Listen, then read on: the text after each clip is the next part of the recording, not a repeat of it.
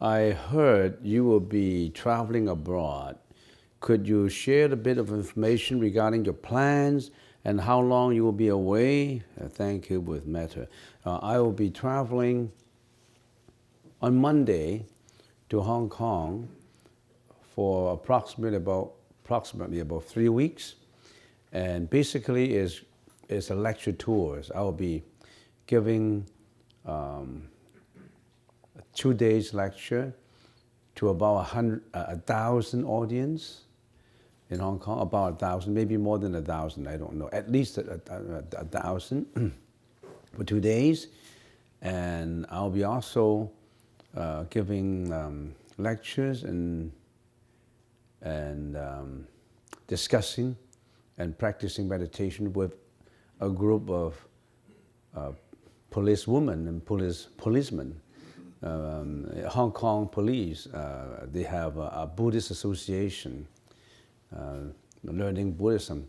So there will be a lot of, I'll be talking to a group of policemen and policewomen how to meditate and how to overcome emotions. Because being a policeman anywhere is sometimes stressful, and when you are stressful, then you have to know how to handle your stress. If you don't know how to handle your stress, you will gradually build up a lot of emotions such as depression, fear, worry, anxiety, and all that. And we need to understand them from the Buddhism perspective. Many people talk about it from the modern psychology perspective, psychiatry's perspective, and maybe from the medical perspective. But they need to listen to another perspective on the spiritual side, how to handle emotions, depressions, fear, anxiety, family problems, how to handle stress when it comes out. Nowadays, more and more people are going through, in its modern society, going through psychological stress. The other day, I had a visit from a dad whose daughter, committed suicide because of depression, a teenager. And when I come back, when I return, I have to go to that place in not northern BC, Vernon, giving a talk to about 1,000 teenagers on how to handle stress, how to handle emotions, how to handle emotions arising from family problems, from school problems that they think they have, and all these are necessary. They should know about it. So that's the content. And also, I'll be talking to different groups of people on Buddhism. And in Hong Kong, they speak Cantonese. And Cantonese is my mother tongue. So it's much easier for me to discuss meditation and all these problems in my mother tongue in Cantonese. So I'll be away for approximately 3 weeks, and when I'm back, I'll continue with what we're talking about on how to meditate, the introspection side. Because we're finished the samatha, we still have to do a vipassana. Okay, so that's answer the first questions. And any questions on this? So you have, is that basically, that's where I will be going. The next question is about something that maybe I should talk about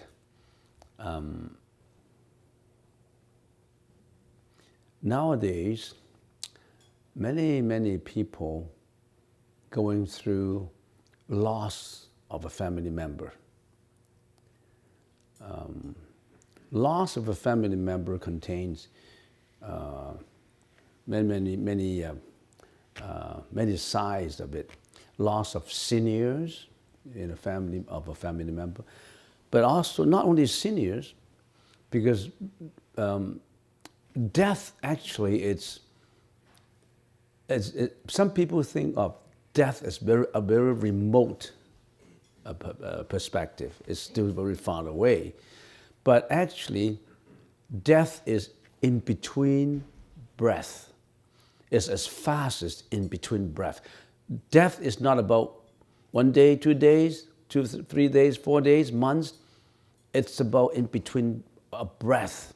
If you hold your breath and you don't continue the next one, you die. So actually, breath is so near. I mean, death is so near. So we have to understand what death is all about, especially in family members. Talking about death of senior members, people who are granddad, grandparents, that is easier to understand, because when you get senior, when you get old, naturally everybody has to pass away. But how about death of very, very junior, say of a baby, death of a baby. Death of a baby basically is usually in two parts of it we consider. The first part is some people like abortion. So some babies are just simply aborted.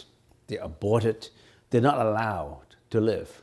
That's one part. And the other part is immature baby who never make it to be alive. There's two parts of it.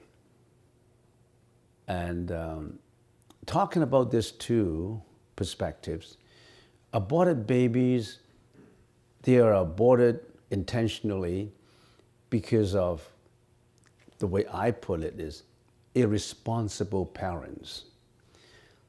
I have people who come for meditation, and 2 or 3 cases like that. And one day, during the 20 years of meditation, he came up to me and said, my girlfriend is pregnant and we don't want it. I'm only 18 and she's only 17. And so is it okay to do an abortion? I have to go through explaining. You know, they, out of sense of irresponsibility, out of a sense of responsibility that will be put on them if they have the babies, they will abort the babies. They brought the baby to this world themselves, and yet, so to speak, they killed them. I mean, those are irresponsible parents. But there are parents who are responsible. There are parents who try to nurture their babies until one day the baby may come out immaturely. Immature babies will never make it.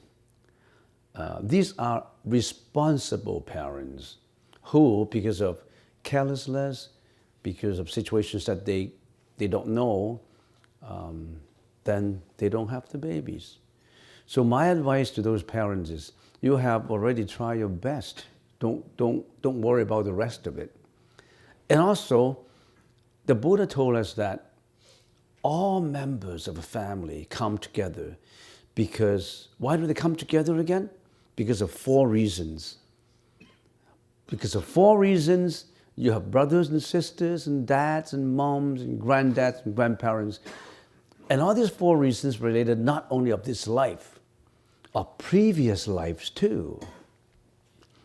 And you, members of the family, must have some unfinished business before in previous life that they will come together to finish the business. What do they have to finish? I think if I can give you an analogy,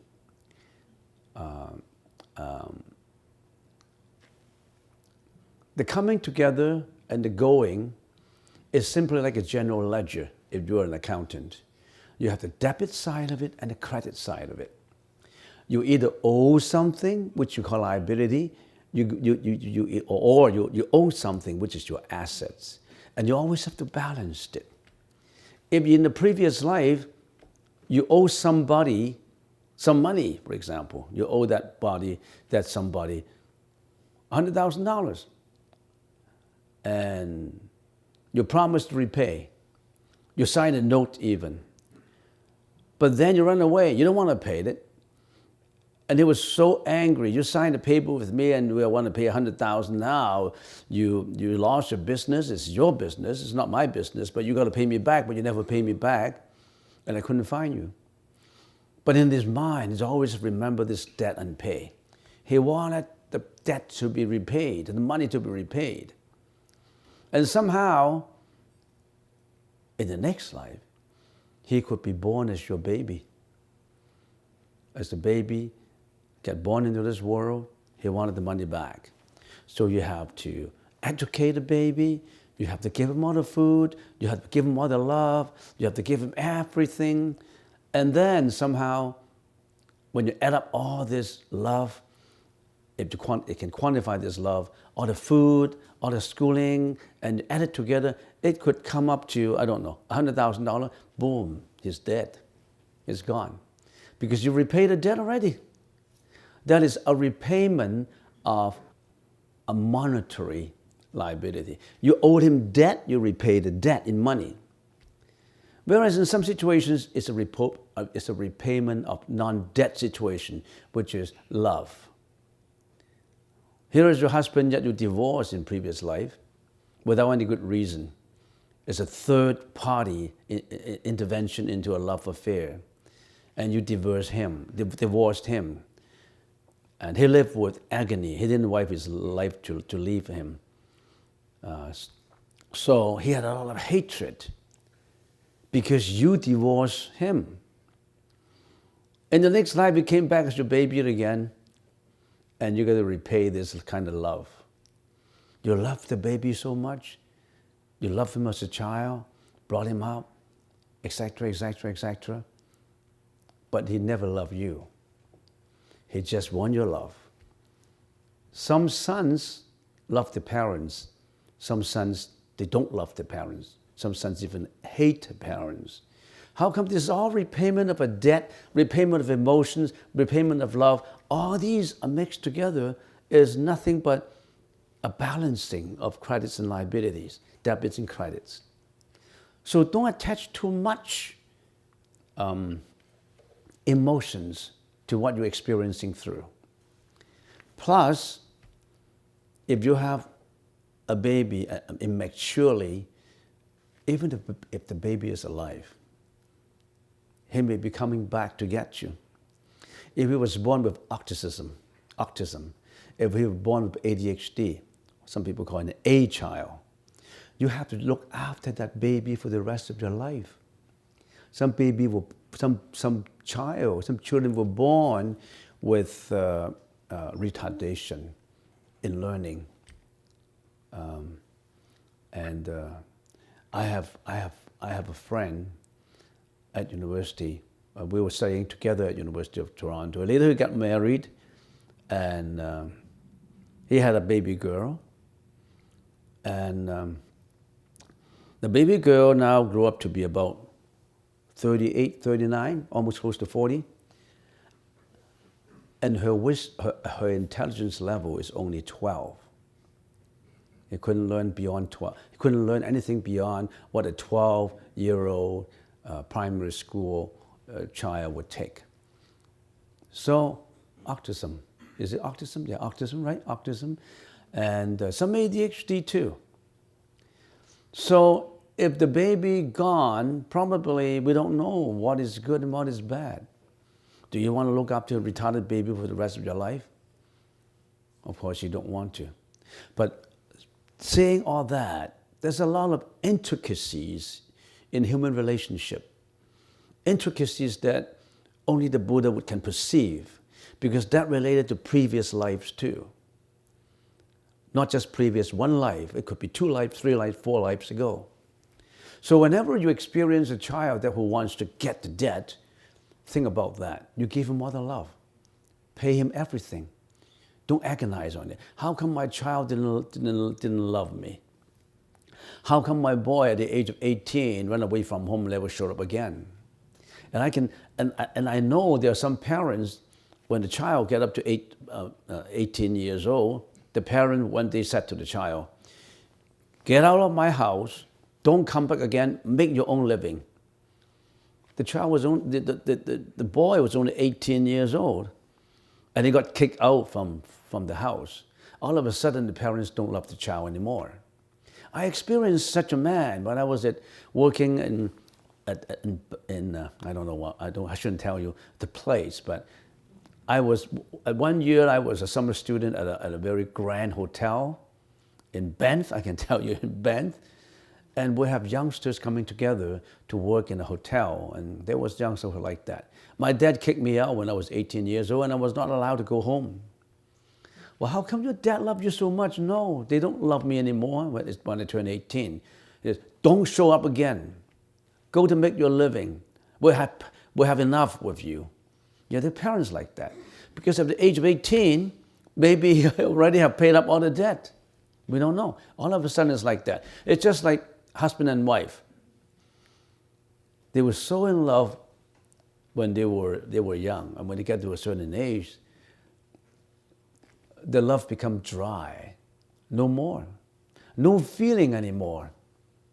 They're going to divorce. All of a sudden, it seems to be the flame is not burning anymore. It's all extinguished and couldn't show any sign of burning up again.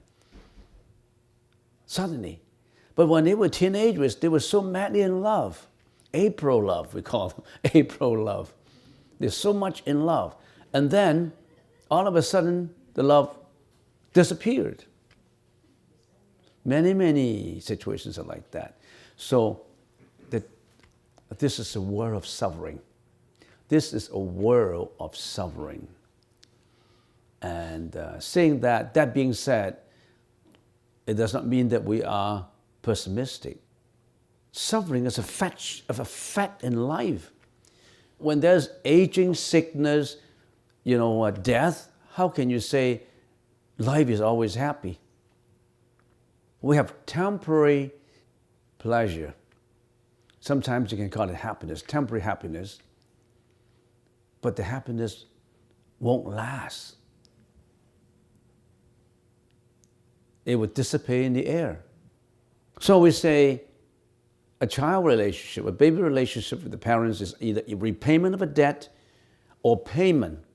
He's paying you, then he would treat you like, Mom and Dad, I will always love you, and you're our dearest, because he's coming to repay you for the rest of his life, for the rest of your life too. He's coming back to pay you up because you helped him a lot in his previous lives. And for some of them, they don't like you. They hate you. Even among brothers and sisters. And even among relationship as to how the parents treat different children at home, the parents could love the daughter more than the son, or the son more than the daughter, or could love only the daughter in the middle, not the first and the third. All this love, all this is all different. Not the same. Our karmic energy is not the same. Our face is never the same. Everybody's face is different. Everybody's karmic energy that one created is different. There's no similar. Even twins, they look the same, but their karmic energy is different. So, this is the word of advice to those who experience death of immature babies. Learn from the mistakes, and who knows, it could be a blessing in from a certain angle. Maybe you don't have to look after a baby with autism, with ADHD. Any question at all? Raise your hands if you have any questions. Any challenges? Anybody say, no, I don't agree? Yes, you don't agree? No, I agree. You agree? Okay, yeah, yeah. What if you adopt a child? You adopt a child? Is there a family tie, a previous life family tie? Yeah. Wow, that's a good question. I remember many years ago, 30 years ago, I always travel from Hong Kong to Guangzhou, Canton. And sometimes on business, sometimes on lectures. And I travel many times to Guangzhou, Canton. And I usually stay in a hotel. That hotel was called the White Swan Hotel, very famous hotel. And every morning when I went down to eat my breakfast, I saw groups and groups of tables with different groups of people, and all these people sitting in there, they were parents. They were parents from where? From North America, mostly from the States. And the men and women and almost like 20 tables, couples, they're holding up babies in their arms. And the babies were Chinese. And there are people who actually, with their warm hearts, actually come to China to adopt a lot of babies. Almost like every morning is a different, 20 different groups of people. And they were holding the babies and feeding them. And some babies may have some defects in their face. And they clipped lips, and sometimes maybe somehow, a little bit of defects, and that the parents, by blood relationship, they didn't want them, they give them to orphanages. And these North American people, they are people, they have a lot of love. I really respect them. They have a lot of, there are people who really love babies, and they actually come to go to the country to adopt all these babies. Deserted babies that they don't want. Some babies are even limping babies. And they feed them, and I saw a lot of love when they're feeding. A Caucasian man, a Caucasian woman in their 30s, 32, 33, they was spoon by spoon feeding a baby, And sometimes when I come again, and there were sometimes 2 times there were a group who actually had a 5-year-old Chinese girl. They were Caucasians, 5-year-old Chinese girl sitting in one seat, and they adopt another baby, and that 5-year-old Chinese girl was adopted 5 years ago, and they came for a second one, and that 5-year-old looks very pretty, very cute, walking around. And there were babies like that before. They brought them up. They brought up these babies and they gave them all the education. They really loved them. There are a lot of people who had a lot of love for babies, when you talk about compassion, I think these are compassionate people. And who would adopt a baby? That's, they have their own, some of them have their own babies too. They have their own, boys and girls, and they want to adopt another baby. I see a lot of love on bread. That's one of the reasons why I want to stay in that hotel. Every morning when I go down there, I can see love everywhere. I don't know if that happened again, because Canton, that hotel is quite near to an orphanage. That people are like that.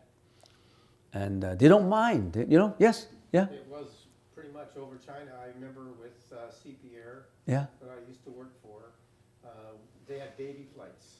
They have baby flights, yeah. Yeah, a lot of them, and I was in Beijing, and all the new parents for their baby, their very first day. Yeah. Saw that many times. Yeah, many babies, Just yeah. a whole flight full of 40 or 50 children going back to Canada. Oh, yeah. Even Canadians adopted those babies too? Many Canadians, yes.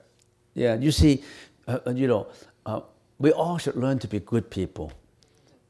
How can we afford time doing bad deeds? There's so much love practiced by many people.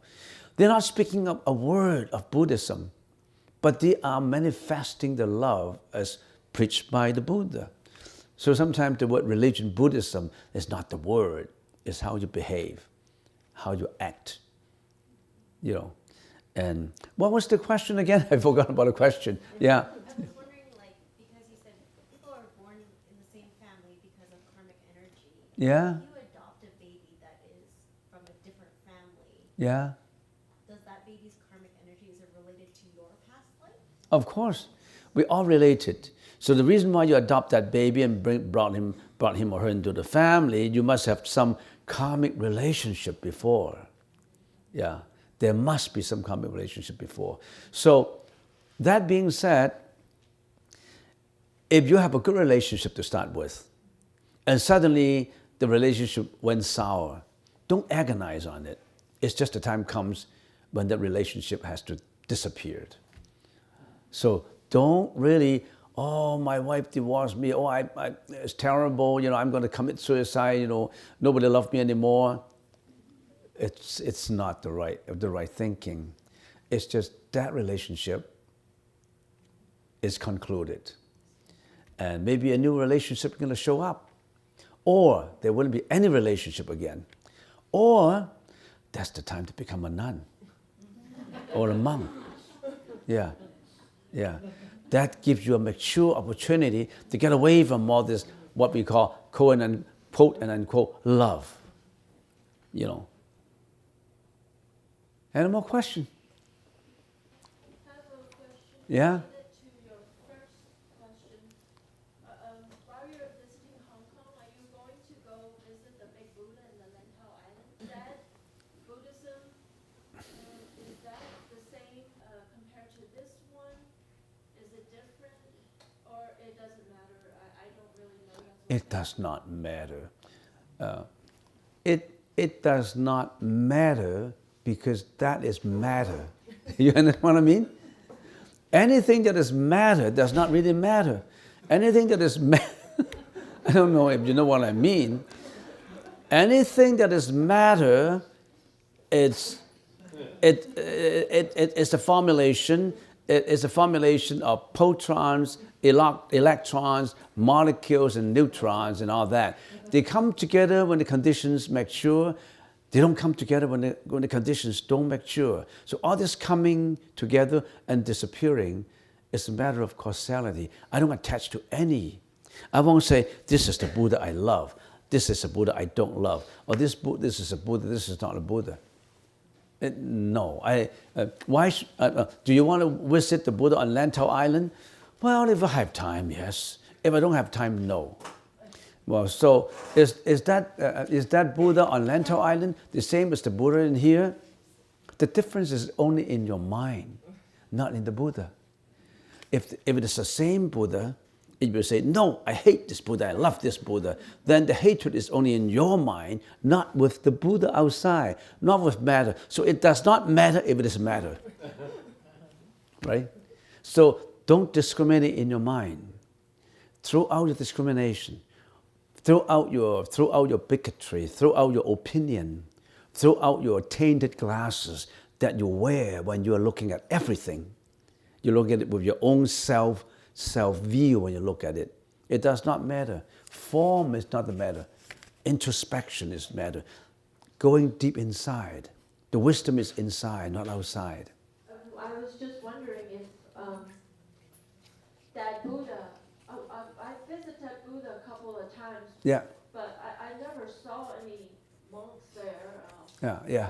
I've never seen anybody practicing there. I was just wondering if Yeah. it's mainly a tourist attraction, if it's really, why this Buddha is so big. Is there any significance? So it's a huge big Buddha. Is it a tourist attraction? Yes, it is a tourist attraction to a tourist, but it is more than just a tourist attraction to a practitioner, to not only a Buddha. When different people look at a tree, his or her perspective is all different. When an arborist is looking at a pine tree, he's looking from the perspective of what species is this pine tree? What kind of needles? This pine tree, how long is it going to go? What's the features? how will it grow in the future? An arborist will look at a pine tree from this perspective, whereas someone who, a businessman, when I look at a pine tree, he would say, if I grow all this pine tree in one area, and maybe in 30 years, I have all this pine wood that I can make a lot of money. So maybe I should plant these trees now and wait for 20 years and then cut them all down and I am to slice them into 2x4, 4x6, and I'm going to sell them and I will make $2 million. He's looking for a profit perspective. He's looking at it from a different perspective. A third person, he's a landscaper. A pine tree is so beautiful, maybe I can use this palm tree to put in my pond, near my pond. Everybody look at one simple thing from different perspective, and they produce different opinions about it. When a person look at the 4 very important features of life, they all feel a different way. When Buddha looked at someone who is passing away, the Buddha said, oh, there are people who are dying. So death is inevitable. How can we go beyond death? How can we practice beyond death? Okay, but when another person is looking at death, at a person dying, the first thing they do is, I want to get close to that person. He may be contagious. And how come he's dying in there? I want to get away from it. So everybody look at death, living, look at everything differently. So looking at the huge Buddha, is it a tourist attraction? To someone who wants to tour around, it's a tourist attraction. To someone who, like, when he looked at the Buddha, he wanted to recall what he learned about Buddhism. He wanted to do introspection meditation. He wanted to respect the Buddha for what the Buddha did. He wanted to be a good person. He wanted to meditate happily. He wanted to extend his compassion to all sentient beings. He wanted to practice Buddhism. He wanted to be a saint. He wanted to, one day, he would render all his compassion by going to the interior part of Africa. He would build hospitals in there, and he would do a lot of good things for the whole society. Different people look at the Buddha and arousing different perspective, different opinion, different thinking. Yes? In your video, you talked about the emotional mind and the rational mind. Yeah. So you're saying that most people tends to be more emotional. Yeah.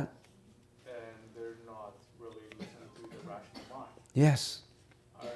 But the goal of Buddhism is to gear you towards more of a rational mind so that you can look at the situation more clearly? Yes, you can say that way, but I have to add more on your comment because you could be missing one very important part. Basically, our mind is into 2, the emotional mind and the thinking mind. The thinking mind is what you have been growing up with. The education you get from school, education you get from family. Maybe your dad is a very responsible person, very hardworking, and your dad always tells me that, always tells you that, you have to be intelligent, you have to be hardworking, you have to respect people. Then you learn, I have to respect people, I have to be hardworking. All this was regarding the rational thinking mind because you've been educated that way. And in your family, you pay a lot of attention to family love. And when you go to school, you go to a very good school, and the teachers always say, okay, you have to safeguard public interest. When you go to a zoo, when you go to a park, you can just pick any flowers you want. When you go to a bus, you have to line up, and you have to obey the law. When you drive, you have to be safe, etc., etc. That is on the educational, the language, the techniques. That's what the thinking mind is taking care of when you are doing your education. On the other hand, there's also the emotional mind. The emotional mind. The emotional mind is a mind with depression, fear, insecurity, hatred, all kinds of emotions. And this emotional mind always seems to be stronger than the thinking mind. The reason for this emotional mind always seems to be stronger than this thinking mind is this emotional mind always have accumulated energy from previous lives. So in other words, previously when you were another person in your previous life, you were someone who was so selfish. You were someone who was so cruel. Or you were someone who was really a philanthropist. So all this previous karma energy you created in your previous lives, they don't just disappear. All this energy, sometimes good, sometimes bad, all were brought to this life too. And that will become an accumulated emotional mind. And this is an accumulation. This accumulation, that means it is very, very powerful because it's accumulated. It always is at a tug of war with your thinking mind. So in other words, if you get angry, if in your previous life, the anger you already built up, you habitually become angry. So in this life, you also easily get angry too. So when you get angry, your emotional mind will take over the rational mind. However, the rational mind, I say, you can be angry, because the teacher teaches us that you cannot blow up your temper all the time. So just try to control, but you cannot. So there's always a tug of war. The emotional mind want to be angry. The rational mind, no, stop it. So they're always at a tug of war. But it seems that tug of war, the emotional mind seems to be always in control. So the Buddha said, always train yourself, strengthen your emotional, your rational thinking mind, so that you can at least get even, then you can get more reasonable. So Buddhism is to increase the power in your thinking mind, in your rational mind. However, the Buddha explained the two minds much more beyond. Even the thinking mind is not pure, because all these concepts that you've been educated by the teachers, by your dad, by your parents, they were not all true. Because if your dad is a selfish dad, then more or less he's influenced you with selfishness. So even the thinking mind is better than the emotional mind, but it's still not the truth. The Buddha said you have to go beyond these two minds. You have to go beyond these two minds. That's what we call the nirvana mind, the nirvanic mind. You have to train these two minds to go into beyond these two minds. That is a saintly, pure, blissful mind. And that's how you will learn to be going to that mind. That is the mind of purity. And how do we get there? You have to learn what the Buddha was telling you to get there. So the thinking mind teaches you to be good. What is good and what is bad in different society will be different. That's why the thinking mind is still not the best mind. Because good and bad depends on what the society define it for you, what the family define it for you. So you have to go beyond that. So, that being said, the objectives of life is to be a good person, to be happy, to have wisdom. And all that is contained in the Buddha's teaching. To be a good person is to strengthen your rational mind. To be happy and to have wisdom is to control your emotional mind. To have wisdom is to elevate these two minds to the mind of purity, to the mind of enlightenment, to the mind we call anuttara samya sambuddhi, to the bodhi mind, sometimes we call it. And you have to train it. You have to train yourself to be. That's what the Buddha is trying to do. He's trying to tell you how you can do it to train your mind to be a bodhi mind. It's all contained in the Buddha's teaching. And learning to get to that bodhi mind not only will benefit you for the next life that you don't have to reincarnate, it would also bring you happiness in this life, because that bodhi mind would help you to be more wise, to stay away from bad deeds, and to lead a happier life. So the Buddhist teaching not only would enhance the richness of this life, but also would call an end to samsara, to life and death. Go beyond this life and death to that state of nirvana. And you really have to study about it to know, all right? Any more questions? Any more question? Yes? Just wondering, because not all emotions are bad. I mean, you can feel overwhelming happiness and overwhelming love. Yeah. Aren't those still good emotions? Emotions, when we call emotions, it's just like when we call, why do we have emotions? We analyze what is emotion. Emotions is when your sensory organs get in contact with externalities. Because your emotions by itself will not all of a sudden get agitated. Say, if you have the emotions of for example, if the emotion of sexuality, for example, if there is no externalities that arouse your sensuous thinking, you won't get that aroused. So in other words, you are affected. All your sensory organs, senses are affected by externalities. You're all affected by externalities. When your senses are affected by externalities, you have two responses. One is what? One is interaction. You have two, what you call, effects coming out from that relationship. One is the interaction. The other is the response to it. An interaction is you interacted with feelings. When something arouses your anger, that externality, external thing, he yelled at you, he sound bad, then it agitates your anger. So all the externalities, if it arouses your bad emotions, you interact with it, with your emotions. When we say emotions, we always say it with the negative connotations. Emotions, if it is in a good connotation, would be compassion is an emotion. Or